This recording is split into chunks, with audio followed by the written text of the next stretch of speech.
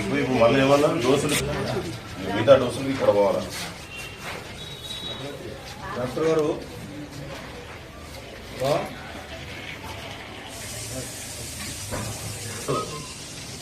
నేను తొందరగా వచ్చి మళ్ళీ కుక్కలు గడిచింది కదా నిన్న, మీరు ఇంజక్షన్ ఇచ్చారు కదా, మీరు వచ్చేయండి వచ్చి మళ్ళీ ఇంటికి వెళ్ళండి, తీసుకొని వెళ్ళండి, మళ్ళీ ఇంజక్షన్ మరి ఇవాళ ఇచ్చేయండి.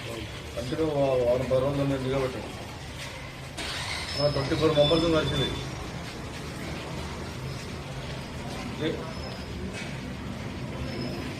లేదు 24 మెంబర్స్ అని చెప్తున్నారు.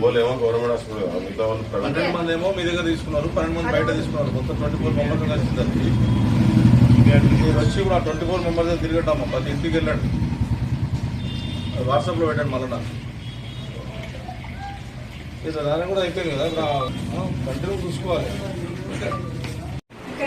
బయట తెచ్చుకుంటే 10,000 12,000. సోమిరెడ్డి కూడా వచ్చింది మన మనమడి తీసుకోవాలి. ఆయన కూడా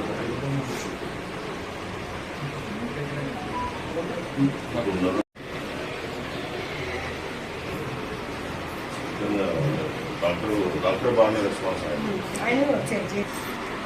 మా ముందు బాగా డ్యామేజ్ చేసేది చంపడానికి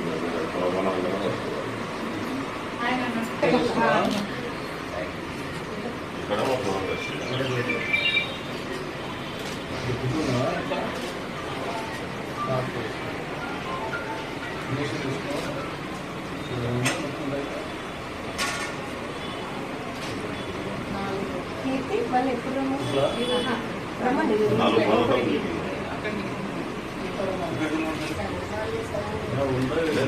ఒక్కసారి అది పోయిన తర్వాత హిమోగ్లోబిన్ ఇంజక్షన్ ఇస్తారు. తర్వాత ఈ డోసులన్నీ మన దగ్గర చేస్తారు.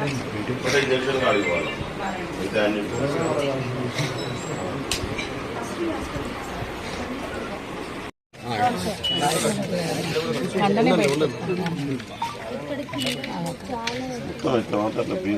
కుట్లు పడ్డాయి.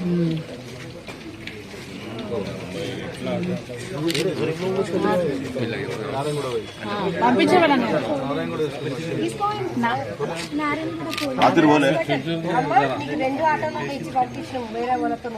పోయిందా?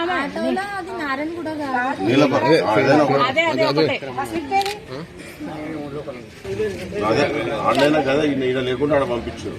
ఎట్లా ఉంది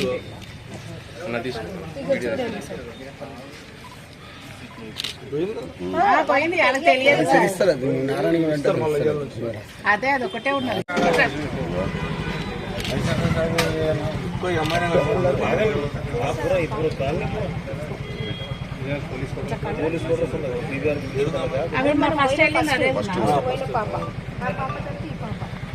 ఇప్పుడు మమత ఉంటుంది అన్నమాట, డాక్టర్ మన హాస్పిటల్ గవర్నమెంట్ హాస్పిటల్ అక్కడికి వెళ్ళండి. 9 గంటల తర్వాత వస్తుంది.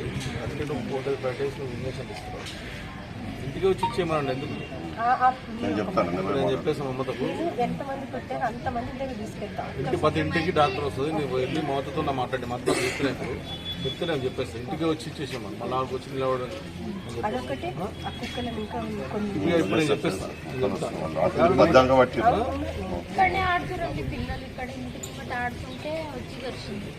ఒకటే కుక్క 24 మంది కలిసి దానిలో అదే అందరికి వచ్చిందన్న.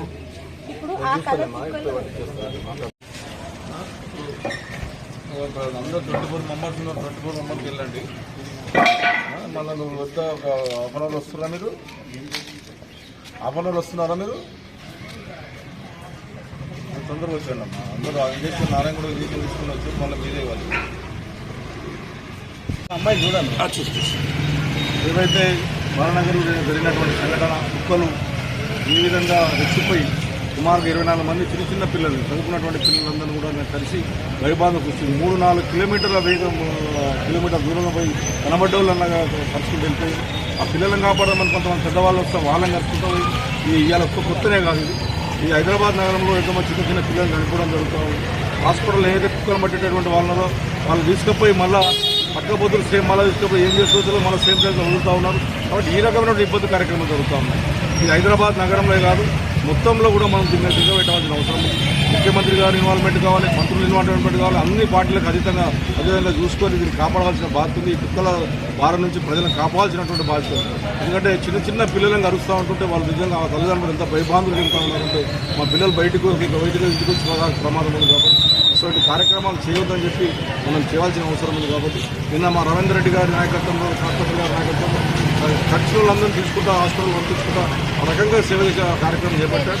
మళ్ళీ ఒకసారి జరగకుండా సంఘటన జరగకుండా చూడాలని ప్రభుత్వం విజ్ఞప్తి చేస్తా ఉన్నాం. ఇటువంటి జరిగితే ఇక భయబాధలు చెందుతారు. కుక్కలు గడిచిన తర్వాత వాళ్ళకి రకరకాలుగా వ్యాధులు వచ్చే ప్రమాదం ఉంటుంది. కాబట్టి కాపాడమని తెలియజేస్తాం.